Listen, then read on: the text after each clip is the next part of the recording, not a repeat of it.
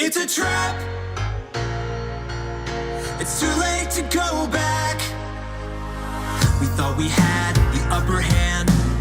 We thought we had a foolproof plan. What's up, guys? It's Benny. Nearly 4 years ago, the Durham report was finally released. Special Counsel John Durham, with his exhaustive investigation into the Russiagate hoax, concluding that Hillary Clinton planted a false story and paid for false information and broke the law, and more importantly, that Barack Obama knew about it, along with James Comey. James Comey did nothing. In fact, James Comey, who was held over as FBI director in Donald Trump's first term, then weaponized the false reporting to launch massive investigations and spying operations into Donald Trump, knowing, of course, that this information was complete and total garbage. How do we know all of this?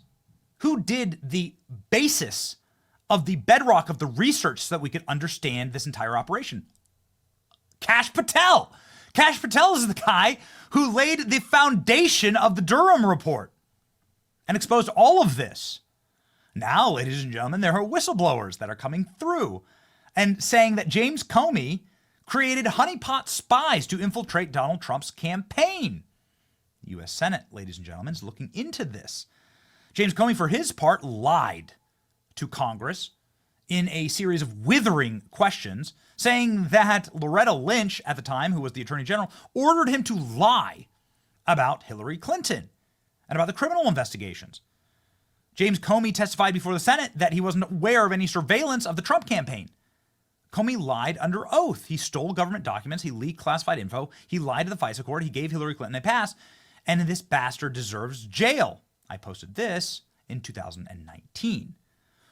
Ladies and gentlemen, this post on X may well come true today, as the FBI is now looking into James Comey's off-the-books honeypot operation targeting the 2016 Trump presidential campaign. Oh, yeah.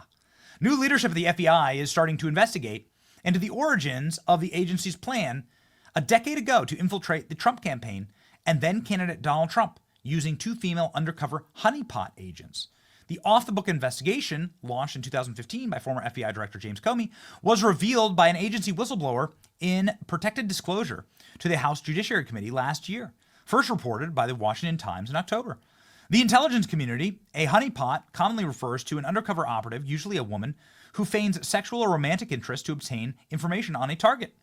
According to the whistleblower, two female FBI undercover employees infiltrated Mr. Trump's 2016 campaign at high levels and were directed to act as honeypots while traveling with Mr. Trump and his campaign staff. The Times has learned that the Bureau, now led by Kash Patel and Dan Bongino, is looking into the once undercover employees who previously under Mr. Comey's direction. The Times reached out to the FBI for comment. According to whistleblower disclosure, the Times reviewed the investigation differed from Crossfire Hurricane, later an FBI counterintelligence operation to look into the never-proved allegations of Russia collusion. The whistleblowers said to be early off-the-books probe was a criminal investigation targeting Trump and his staff. Mr. Trump launched his presidential campaign in 2015 at Trump Tower about a year before the FBI opened Crossfire Hurricane. The whistleblower's agent personally knew that Mr. Comey ordered an FBI investigation of Mr. Trump and that Mr. Comey personally directed it, according to the disclosure.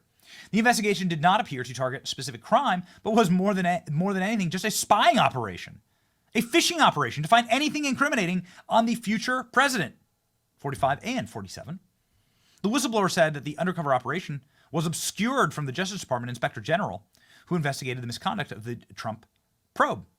The case had no predicated foundation, so Comey personally directed the investigation without creating an official case file in Sentinel or any FBI systems, according to the whistleblower's disclosure. The FBI had multiple methods of protecting highly sensitive investigations, so Comey did not have a legitimate reason to officially create an official investigation or file.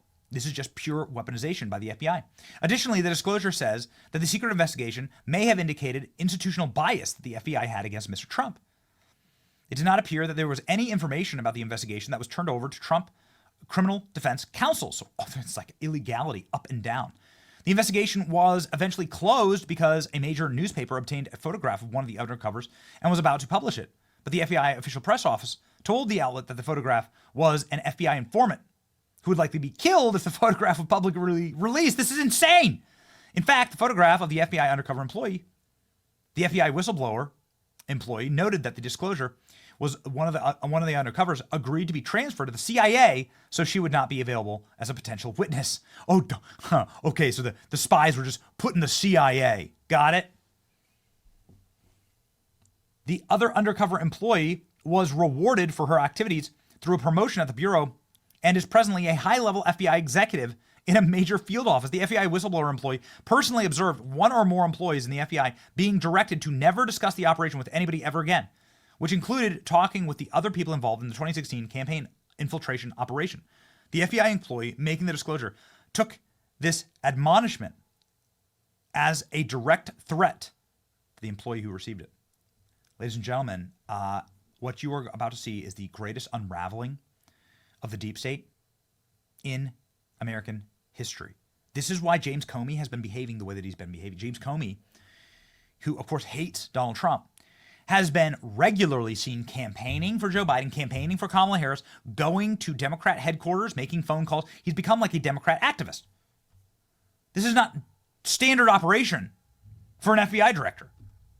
I mean, just for like to hold the side up, right? You would assume that as a former FBI director, you'd want to act as impartial as possible. But he's been anything, he's done the exact opposite.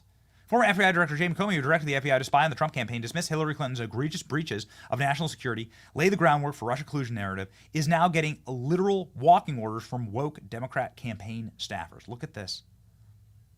Look at this.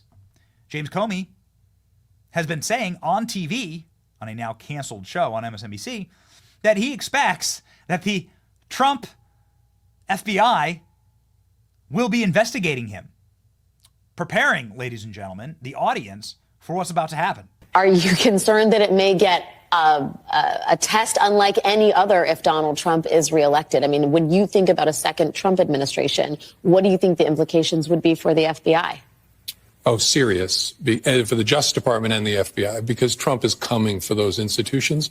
He knows their power, and I think he has regrets that he didn't work hard enough to corrupt them last time. So he's coming for them, and that's a danger for all Americans. He's going to put people in positions in those organizations. He didn't have all-stars the last time. He'll have the bottom of the barrel this time, but people who will want to do his will, and that should worry every American.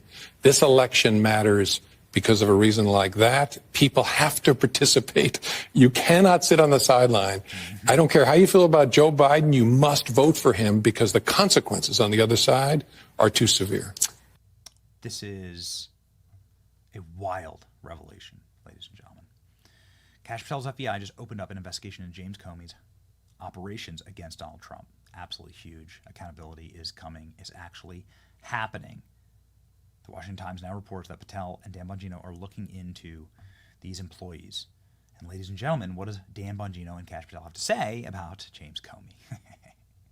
Luckily, we have the clips at the ready. All right? Here we go, ladies and gentlemen. Accountability, actual justice is coming in the form of Bongino and Kash Patel, and hell comes with it. Watch. We got to get rid of people like this. Jim Comey, who signed on, obviously, with the woke agenda because he's weak. This is one of the most disgusting human beings on planet Earth. A man who has done more damage to the United States and its institutions than I'd argue anyone else alive right now. There are people who've done as much, John Brennan, but you can't possibly do more. This man decimated the credibility of the FBI. He is the worst FBI director in the history of the FBI. And the problem with Jim Comey is he is a straight up sociopath. He is a man who has zero remorse for what he did. There is a damning report that just came out, the Durham report, suggesting they never had any evidence to start this case with at all. And Jim Comey, the FBI director, who personally oversaw the case against Trump to spy on him and his presidency, you'd think this guy would sliver into the cave he came from, to never be seen from again, and his family would tell people he died in a car accident so they don't have to acknowledge they know him. Not this guy. This a-hole loser wrote another book and is out doing the media tour. So on the media tour, he was asked, hey, listen, now that the Durham report came out, anything embarrassing here? Are you like going to apologize to America? Nope, not at all. This is a sociopath in action. Watch this loser. As for the Durham report, 300 pages, 4 years investigating the investigators. One of the things that did come out of it was that procedures, regular FBI procedures, were ignored, that steps were missed along the way in this investigation. In fact, Director Wray said when the report came out, yeah, we acknowledged that a couple of years ago, and we've changed all that. Those changes are already in place. Do you acknowledge perhaps that some mistakes were made along the way? Oh, definitely. And they were found 4 years ago by the Inspector General. So there's nothing new in this new document. What were some of those mistakes from your point of view? Oh, that the FBI didn't communicate clearly the status of certain sources. They didn't double check certain information before putting it in a court application for a foreign intelligence wiretap, and a bunch of others. And so do you believe now, as some of these politicians call for defunding of the FBI, that has been corrected and that now the procedures are in place to avoid those kind of mistakes in the future? I think so. But in complex investigations, there's always going to be mistakes. It doesn't mean the FBI is incompetent, honest, and independent. So, Director, with some distance now from your time there with that investigation and everything that came into that 2016 election, are there things that you wish you had done differently? Oh, plenty. I mean, plenty of small things. In the main, I think the FBI did it in the right way during a very difficult time in 2016. Is this guy smoking the glass? Is this guy on crack? Is he smoking crack? But when do you believe the FBI figured out that all of this was just one political campaign trying to take down another? I think they knew right away. In the documents that we put out in the Nunes investigation, the Nunes memo, and the HIPSI report on Russian active measures show that the FBI knew right away, because their FISA abuse process, now that declassification process is complete, and your viewers can read it, that the FBI knew the information was fraudulent. They knew the credibility problems with Christopher Steele, and they knew the DNC through Fusion GPS and Perkins Coie were piping in tens of millions of dollars into the machine so that they could get up a FISA warrant on President Trump. So I think they knew right away, which is why I think the individuals at the head of the FBI need to be held accountable. Look out for indictments against the folks like Fusion GPS and Glenn Simpson for helping perpetuate this fraud. And look out for individuals like Lisa Page and Peter Strzok. I believe they're already helping John Durham. They're cooperating with him to get the bigger fish like the Andy McCabe, who is the biggest fraudster next to James Comey. I think you're going to see these indictments start coming out on the individuals at the top. It's just going to take a few more months, but I remind your viewers, it takes a little bit of time to work these matters.